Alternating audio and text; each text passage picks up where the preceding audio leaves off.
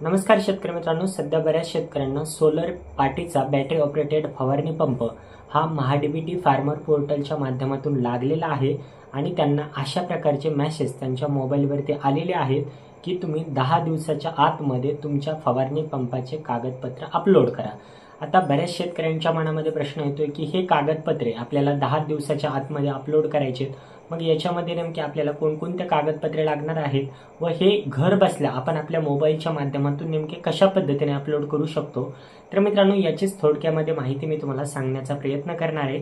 तुम्ही एकदम 5 मिनिटांमध्ये घर बसल्या बसल्या तुमच्या मोबाईलच्या माध्यमातून देखील हे कागदपत्र अपलोड करू शकता। आता हे कागदपत्र नेमके आणायचे कुठून व हे कागदपत्र नेमके काय काय अपलोड करावे लागतात तर पूर्णपणे माहिती सांगण्याचा प्रयत्न करणार आहे। त्यामुळे मी तुमच्या फायद्याच्या व्हिडिओज अशाच घेऊन येत असतो। त्या व्हिडिओज सर्वात अगोदर तुम्हाला तुमच्या मोबाईलवर पाहण्यासाठी अगोदर आपल्या YouTube चॅनलला सबस्क्राइब करून ठेवा। तर चला आता वेळ न लावता आपण आपल्या व्हिडिओला सुरुवात करूया। तर मित्रांनो, लक्षात घ्या, याच्यासाठी सर्वात अगोदर तुम्हाला गुगलवरती जाऊन महाडीबीटी फार्मर असं सर्च करायचं आहे।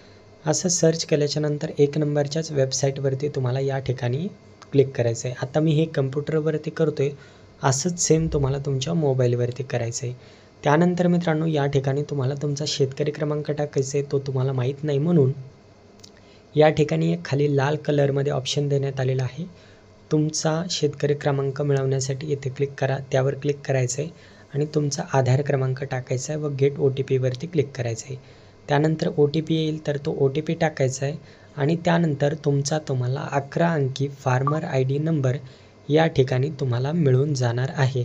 तर मित्रांनो, या ठिकाणी OTP टाकल्याच्या नंतर आपल्यासमोर पाहू शकता अशा प्रकारे आपला फार्मर ID आलेला आहे। तर या ठिकाणी ओके करायचं आहे आणि परत एकदा पाठीमागे जाऊन आपला या ठिकाणी फार्मर ID टाकून OTP पाठवा यावरती क्लिक करायचं आहे।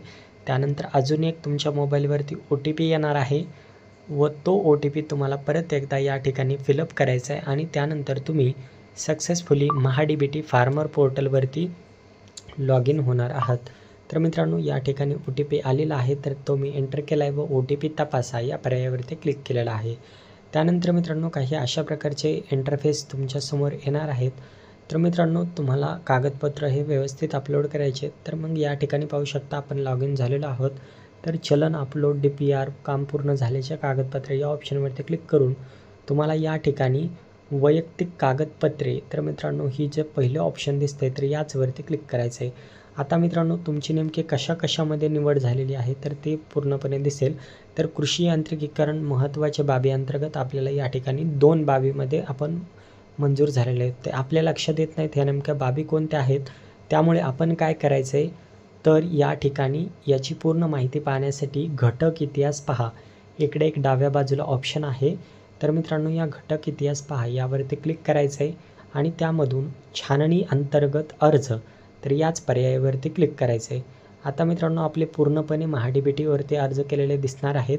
तर या ठिकाणी पाहू शकता अपलोड डॉक्युमेंट्समध्ये सौर चलित नॅपसॅक फवारणी पंप, तर या ठिकाणी खालच्या याला फार्मर ID दाखवतोय म्हणून शेवटी अर्ज क्रमांक 502 वाल्याचेच आपल्याला कागदपत्र अपलोड करायचे आहेत। तर या ठिकाणी वैयक्तिक कागदपत्रांवरती क्लिक करायचं आहे आणि या ठिकाणी तुम्ही पाहू शकता खालच्या ऑप्शनचा अर्ज क्रमांक शेवटी 502 आहे, त्यामुळे मी कागदपत्रे अपलोड करा या ऑप्शनवरती क्लिक करून या ठिकाणी दरपत्रक म्हणजेच अगोदर कोटेशन अपलोड करून घेतोय। तर मित्रांनो, लक्षात घ्या, तुम्हाला कोटेशन हे नेमकं कसं अपलोड करायचं आहे तर या ठिकाणी पाहू शकता मी अशा पद्धतीने एक कच्चं बिल म्हणजेच कोटेशन या ठिकाणी अपलोड केलेलं आहे। सौरचलित नॅपसॅक फवारणी पंपाचं तुम्ही तुमच्या जवळच्या दुकानदाराकडूनही आणू शकता।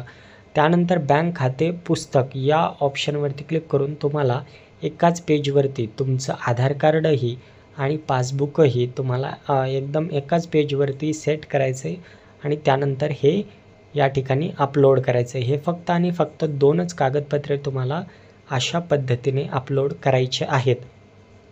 एकतर तुम्हाला कोटेशन अपलोड करायचं आहे आणि दुसरं म्हणजे आपलं आधार कार्ड आणि पासबुक।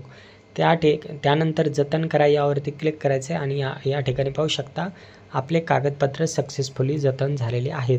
त्यानंतर मित्रांनो, आपले कागदपत्र तपासले जातील व त्यानंतर आपल्याला पक्क बिल म्हणजेच GST बिलसाठी पूर्वसंमती येईल, ते बिल अपलोड करायचं आहे व त्यानंतर जी पण काही या सौरचलित फवारणी पंपाची सबसिडी असेल तर ती आपल्या खात्यावरती क्रेडिट केली जाणार आहे।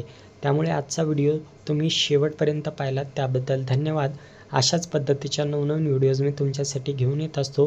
त्या व्हिडिओज पाहण्यासाठी नक्की सबस्क्राईब करून ठेवा.